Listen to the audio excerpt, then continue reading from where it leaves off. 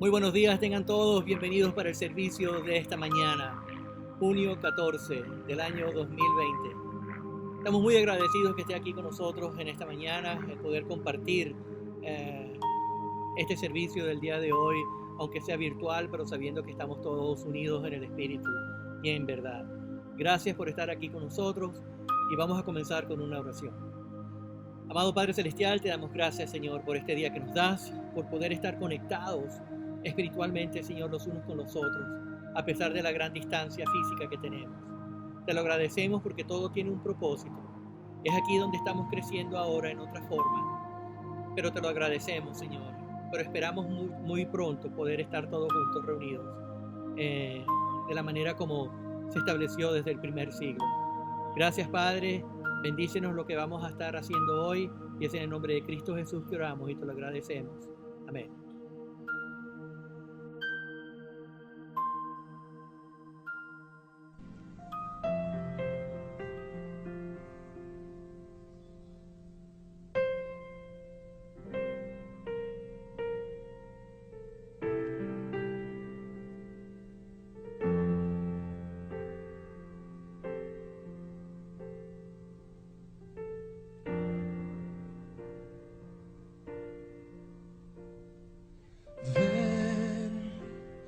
Espíritu, ven y lléname, Señor, con tu preciosa unción.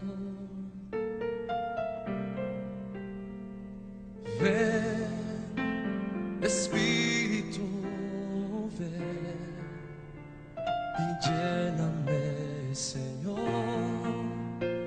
con tu preciosa unción. Purifícame y lávame, renuévame y restáurame, Señor, con tu poder. Purifícame y lávame, renuévame y restáurame, Señor, te quiero conocer. Ven, Espíritu, ven, Espíritu, ven y lléname, Señor, con tu preciosa unción. Ven, Espíritu, ven, Espíritu, ven y lléname, Señor, con tu preciosa unción. Purifícame, purifícame y lávame, renuévame y restáurame, Señor, con tu poder. Purifícame y lávame, renuévame y restáurame, Señor, te quiero conocer. Las mujeres canten, ven, Espíritu.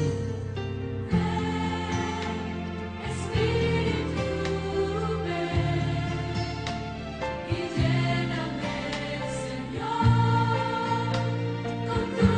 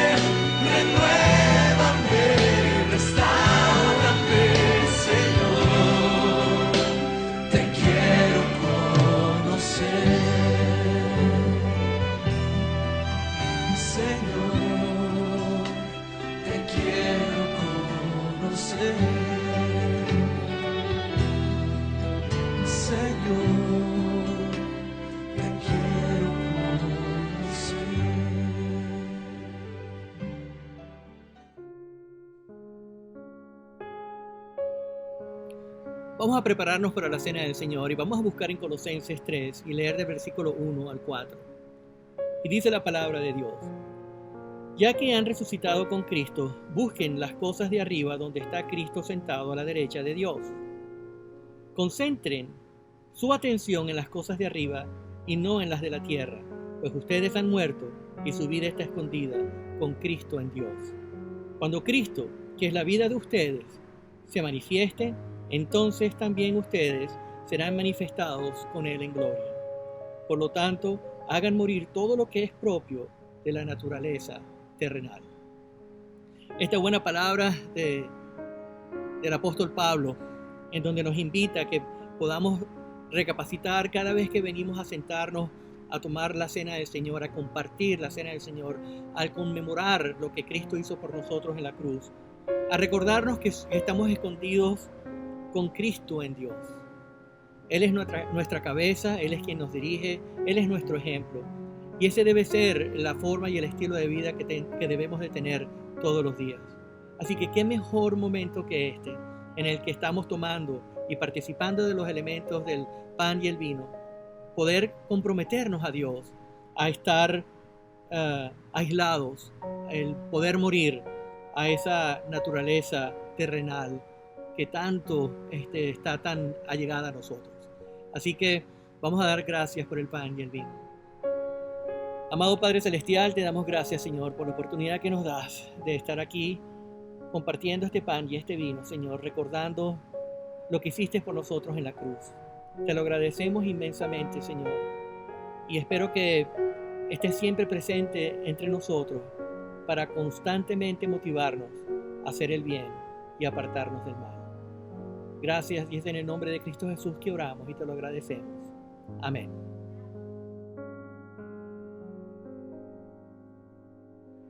Y ahora, para prepararnos para la ofrenda, quisiera leer en el mismo capítulo de Colosenses 3, versículo 15 al 17. Y dice lo siguiente: que gobierne en sus corazones la paz de Cristo, a la cual fueron llamados en un solo cuerpo. Y sean agradecidos, que habiten ustedes la palabra de Cristo con toda su riqueza. Instrúyanse y aconséjense unos a otros con toda sabiduría. Canten salmos, himnos y canciones espirituales a Dios con gratitud de corazón. Y todo lo que hagan, de palabra o de obra, háganlo en el nombre del Señor Jesús, dando gracias a Dios el Padre por medio de Él. Para mí esta es una oportunidad en la cual me llena de mucha satisfacción, porque es aquí nosotros como cuerpo, como el cuerpo de Cristo, y formados en ese cuerpo en Cristo, podemos tener la oportunidad de compartir las riquezas que Dios nos ha dado. Usted dirá, pero bueno, Dios no me ha hecho rico. Tal vez no económicamente, pero sí nos ha llenado de unas riquezas espirituales, que es la que nos hace producir que aunque no tengamos riquezas, podamos nosotros compartir de acuerdo a la buena voluntad de Dios.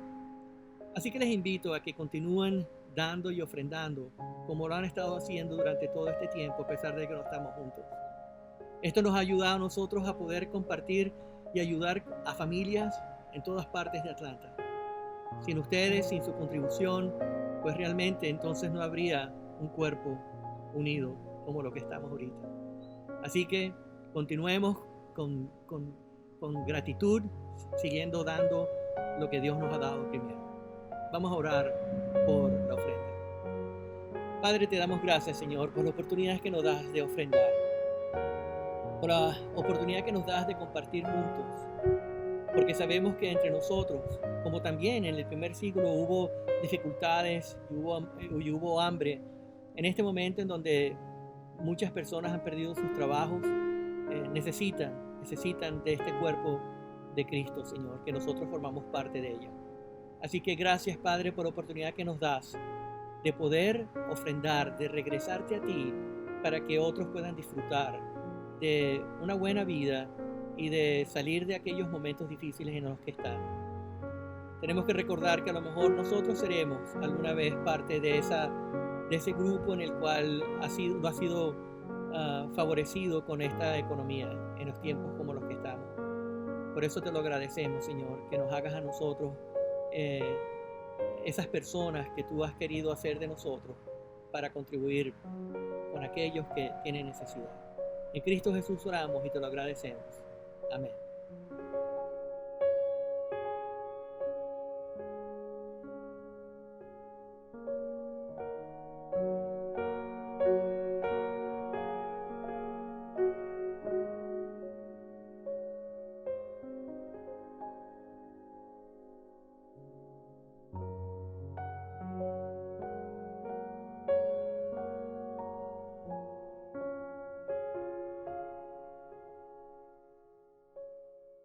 Dios ha sido bueno, Dios ha sido bueno,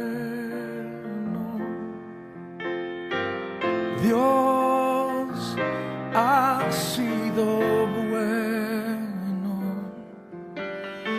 bueno es Dios. Dios ha sido bueno, Dios ha sido bueno, Dios ha sido bueno, bueno es Dios. ¿Cuántos pueden decir amén? Antes que empiece a tocar la banda, quiero que lo cante conmigo.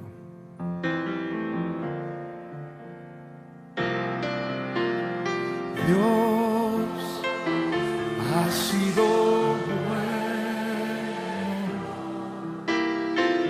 Dios ha sido bueno,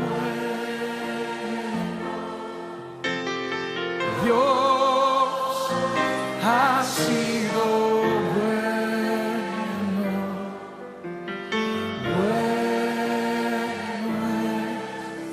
es Dios. Dígalo una vez más. Dios ha sido bueno, Dios ha sido bueno, Dios ha sido bueno, bueno es Dios.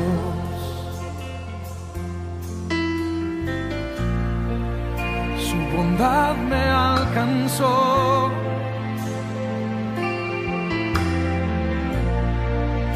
su amor me rescató,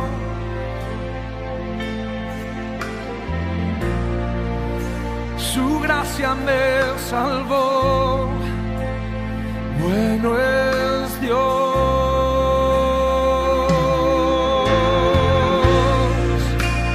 Por eso cantaré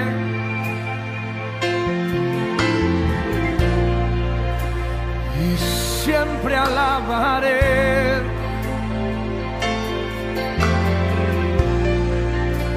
y nunca olvidaré, bueno es Dios. Dios, Puerto Rico.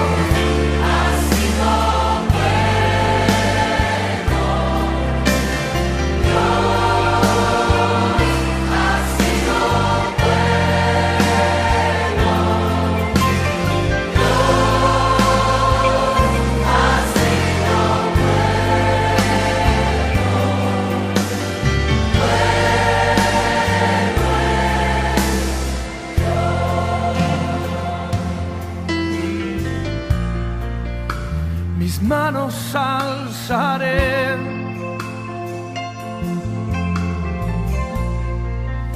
mi vida entregaré,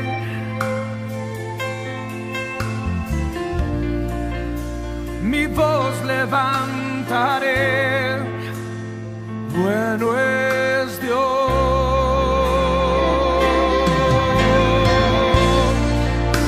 y no me cansaré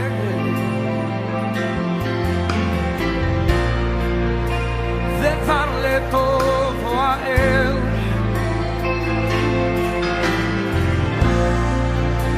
Yo quiero serle fiel. Bueno es Dios.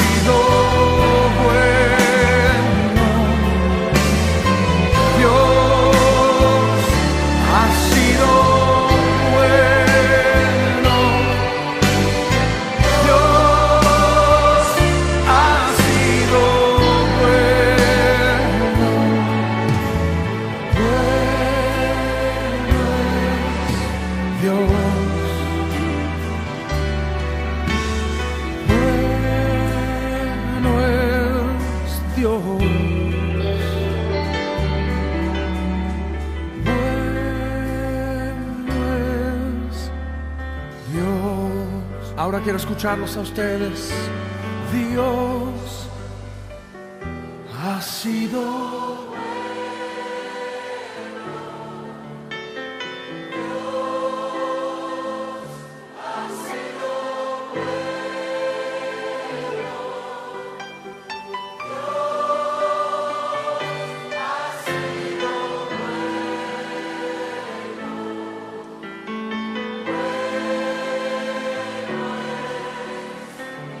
Levante sus manos y dígalo una vez más.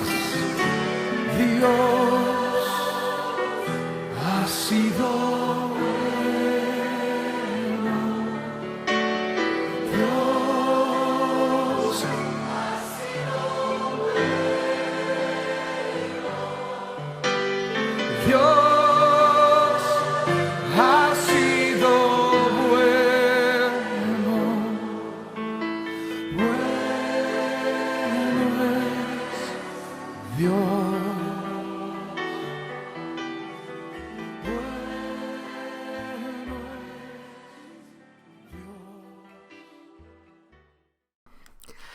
Quiero continuar agradeciendo a aquellos que nos están viéndonos en este momento en todas partes del mundo y de los Estados Unidos.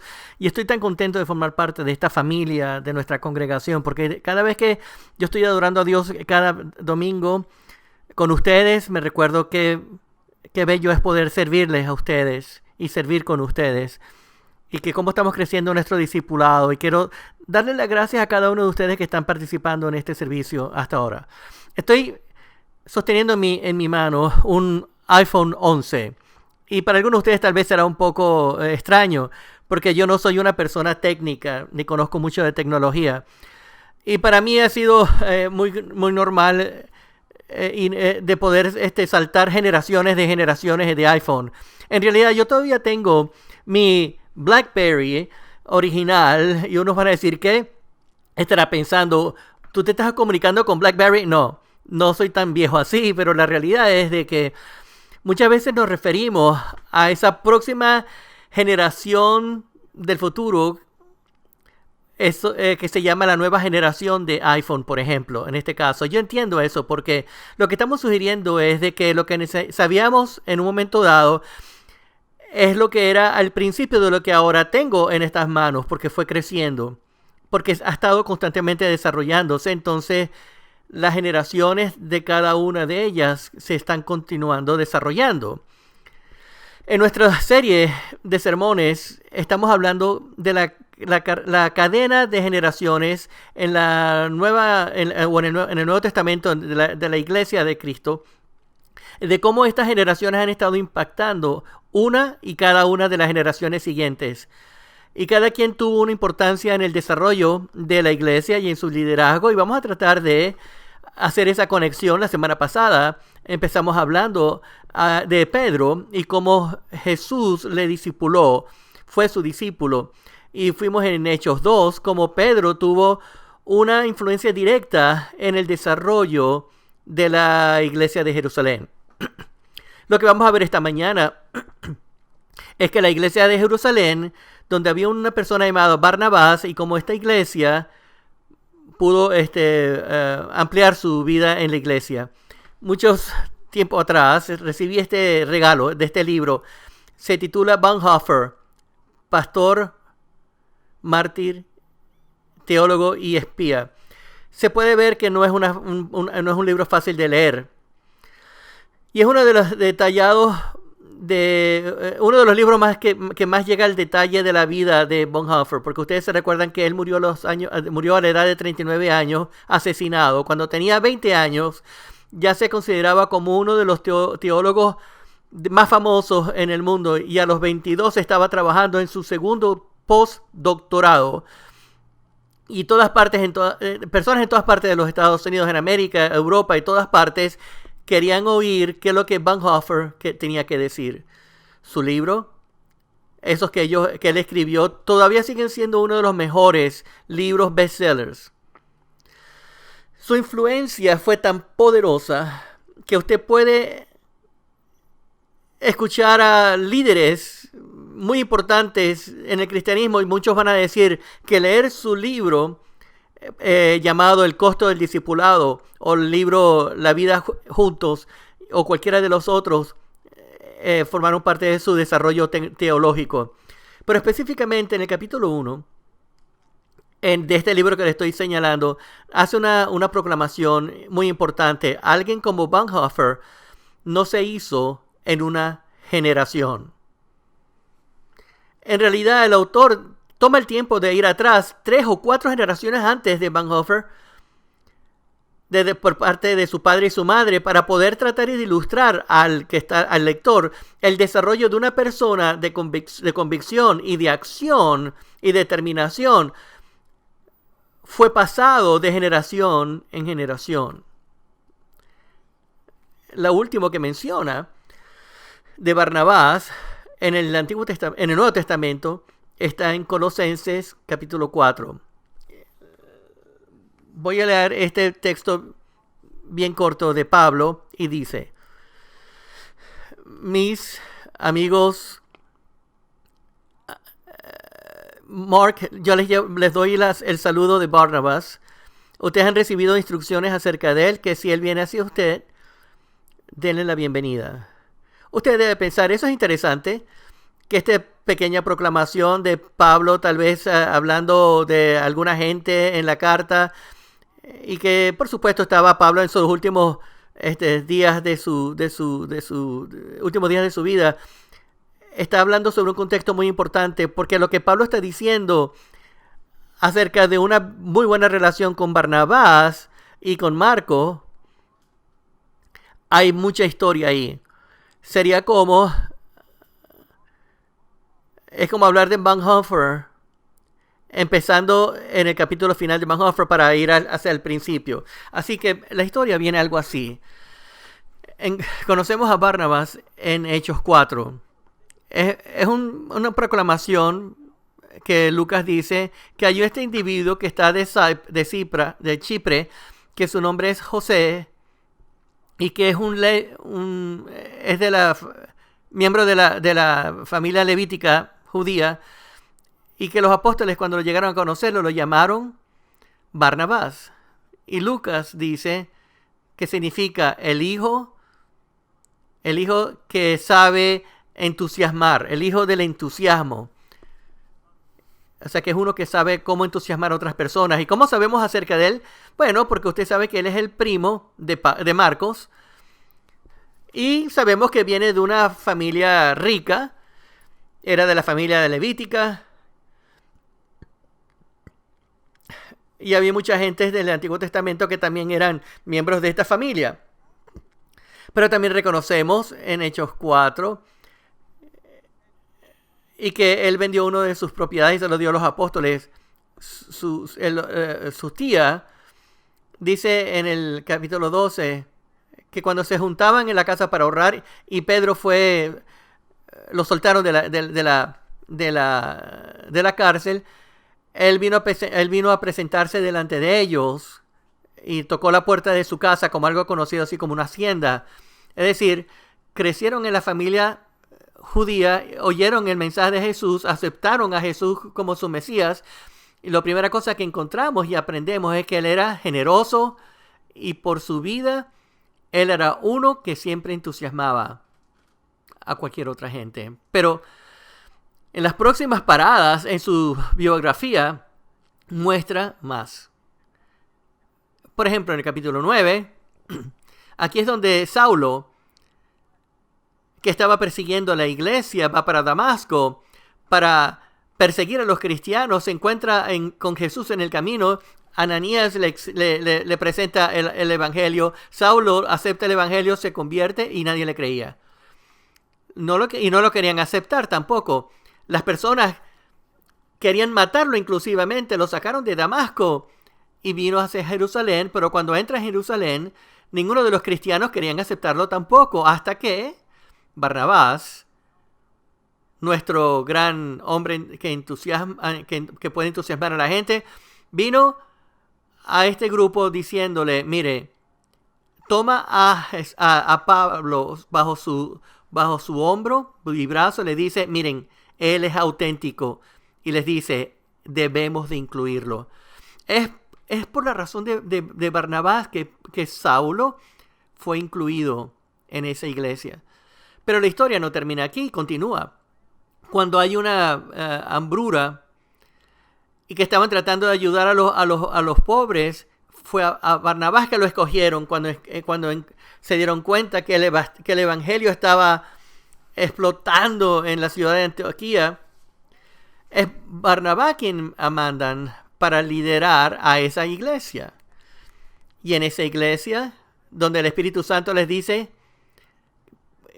que permitan hacer el primer viaje misionero, es Barnabás el líder.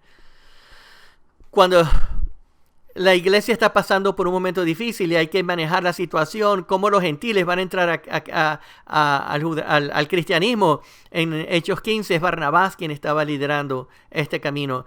Él es realmente uno que puede entusiasmar a la gente.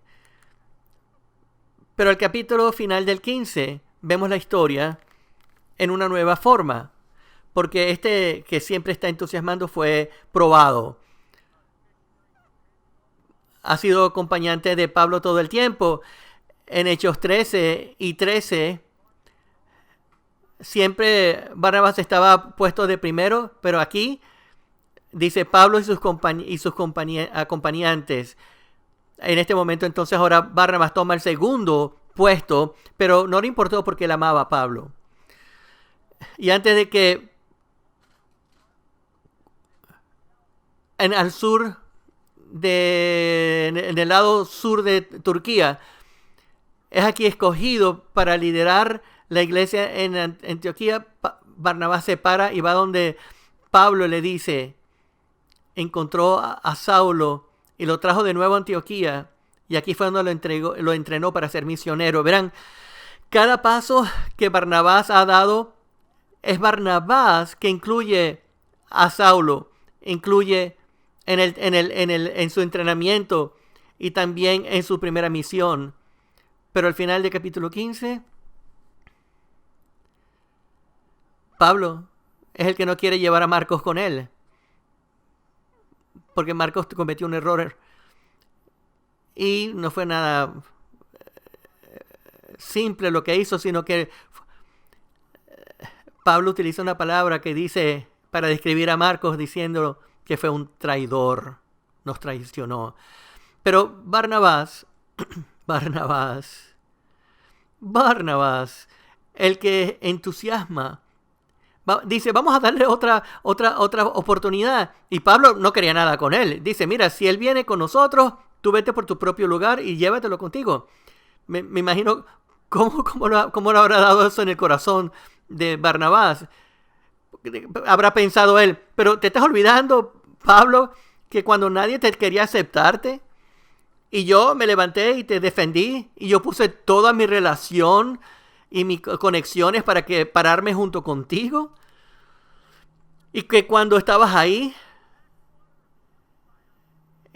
que estabas en un lugar donde yo vine a servir, te invité a que sirves conmigo, que me acompañes a mí. ¿Te acuerdas cuando estabas abandonado y te propuse que vengas conmigo? La Biblia siempre dice que Pablo consiguió un nuevo acompañante, y Barnabás puso el brazo alrededor de Marcos y se fueron en su camino. Verán, yo quiero que podamos ver hacia atrás la biografía, esa historia de estas relaciones, para que cuando nosotros podamos leer Colosenses 4:10, podamos decir: Marcos viene en tu camino, tú sabes, es el primo de Barnabás. Que no lo leamos tan rápidamente, de que entendamos de que había una generación tras generación tras generación de discipulado. Y hay una parte también que no podemos dejar afuera. Yo no sé si mi entusiasmo se ha dado cuenta de que Barnabás es uno de mis favoritos personajes de la iglesia, después de Jesús. Ese es el tipo que yo quiero, porque yo quiero ser como él. Pero de acuerdo a Gálatas, a Colosenses capítulo 2, Barnabás también tuvo dificultades. En el capítulo 2 de Colosenses está hablando Pablo de contar su ministerio, de ir a donde Barnabás para ver cómo está la iglesia, y dice que en el versículo 11, 2:11,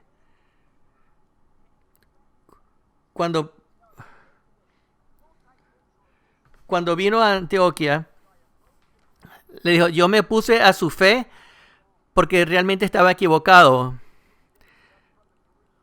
Porque uno que vino de Jerusalén, Pedro utilizaba comer con los gentiles, pero cuando llegaron empezaron como a separarse los unos con los otros, porque tenía miedo de aquellos que pertenecían al grupo de la circuncisión.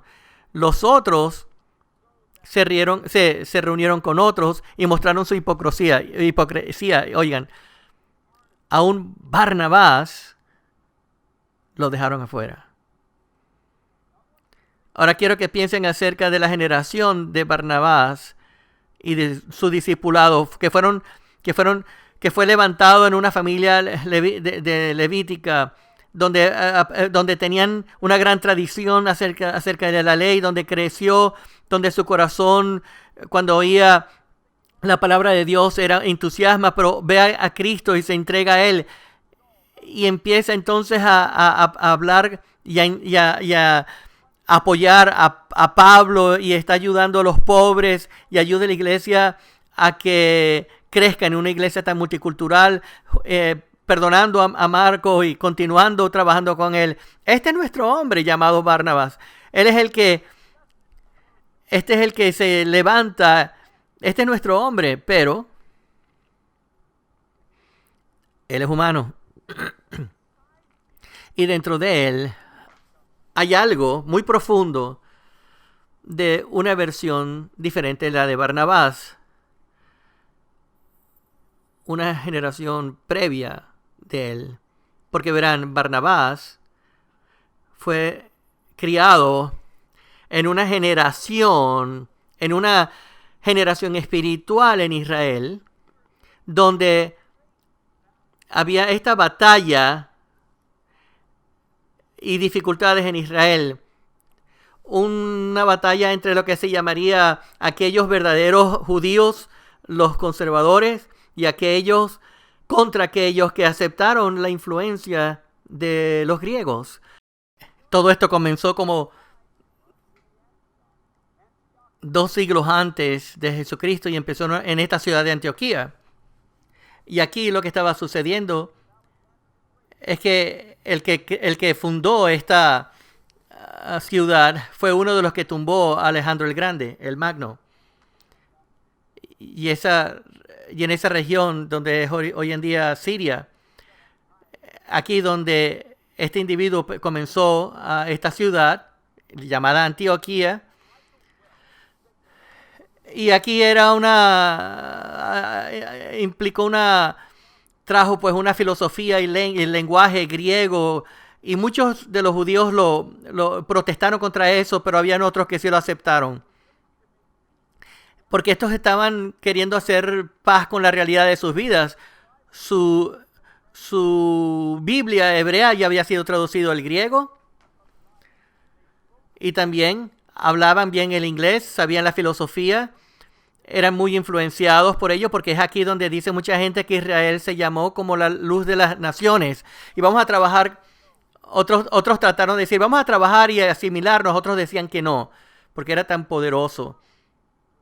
Y ese poder fue determinado.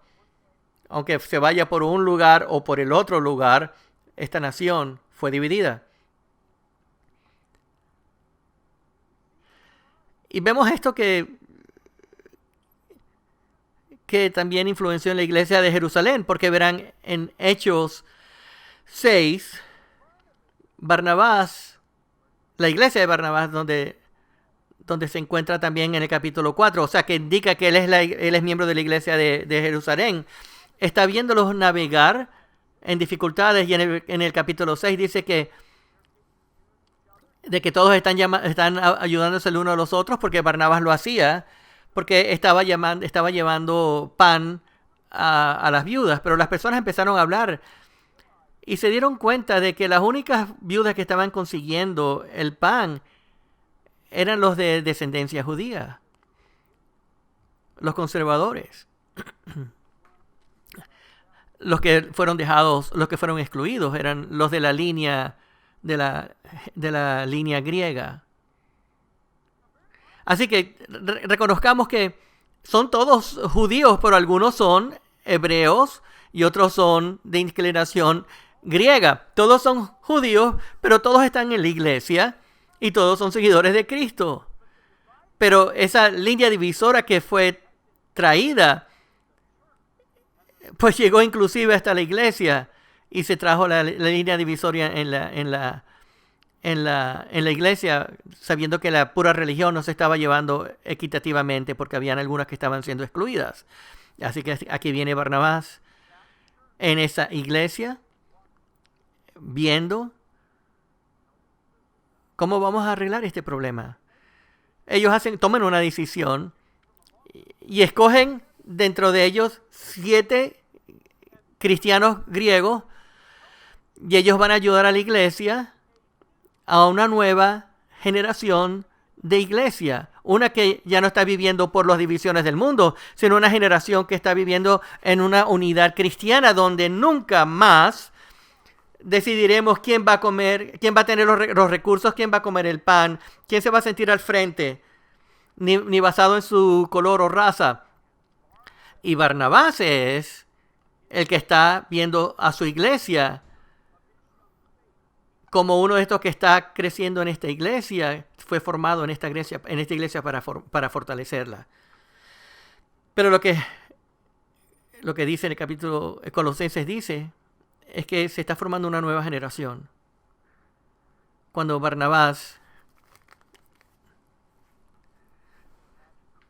él a lo mejor hubiera también dado pan a la mitad de la iglesia, en el capítulo 2, dice, esa generación dice, y se levanta y dice, y toma su presencia y agradeciendo sus acciones, y es confrontado.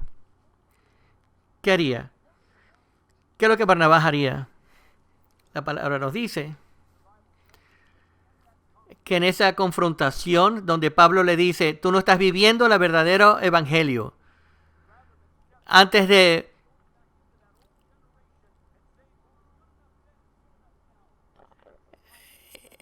Y lo que le está diciendo es que debería ser sincero en lo que estaba haciendo y no debería estar siguiendo las cosas del pasado, llamando más pidiéndole más a Barnabás. Y aquí entonces Barnabás va creciendo en la próxima generación, va a liderar. Esta iglesia en Jerusalén sirviendo como una incubadora, estaban haciendo y formando los líderes del futuro.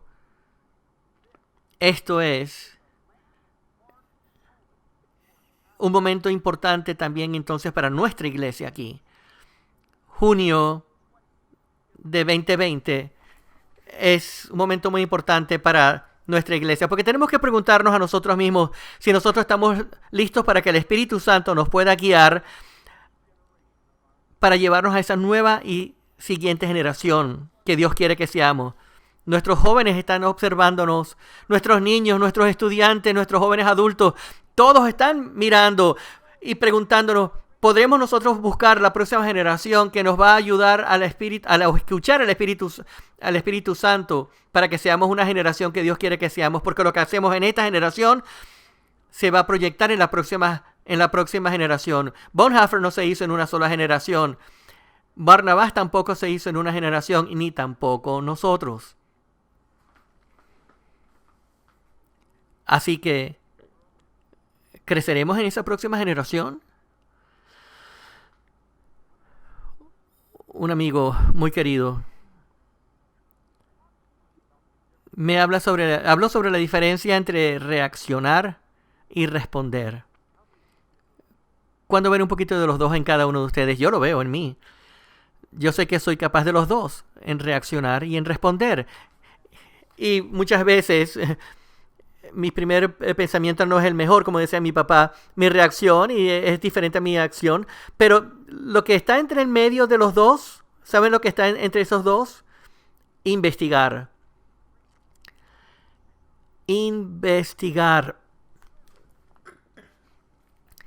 Investigar de nuevo y continuar investigando para que nuestra primera reacción no se convierta en mi única acción, de que yo no sea una sola generación de discípulos, pero que mientras me estoy moviendo de reaccionar a un momento para responder como el Espíritu Santo quiere que me quiere responder, entre los dos está esa información de escritura y de mi propia vida, de volver a informar de mi espíritu y el Espíritu de Dios en mí y en nuestra iglesia.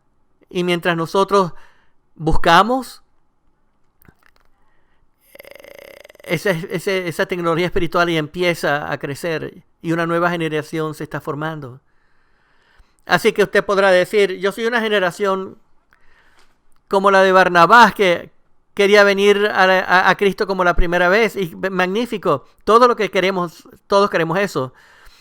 Entonces yo lo que quiero es que busquemos cuáles son los siguientes pasos. Usted lo puede encontrar en nuestra página. Y si no, puede contactar también a su ministro en español o a algunos de los ancianos que hablan español para poder siguiendo, poder alcanzar esa futura y nueva generación en discipulado. Porque usted dirá, tengo dificultades saliendo de mi antigua generación. Bueno, no hay problema. Todo se trata en investigar y buscar la dirección. Y aquí podemos usted encontrarlo en este paso. Y otra cosa que puede significar también es de que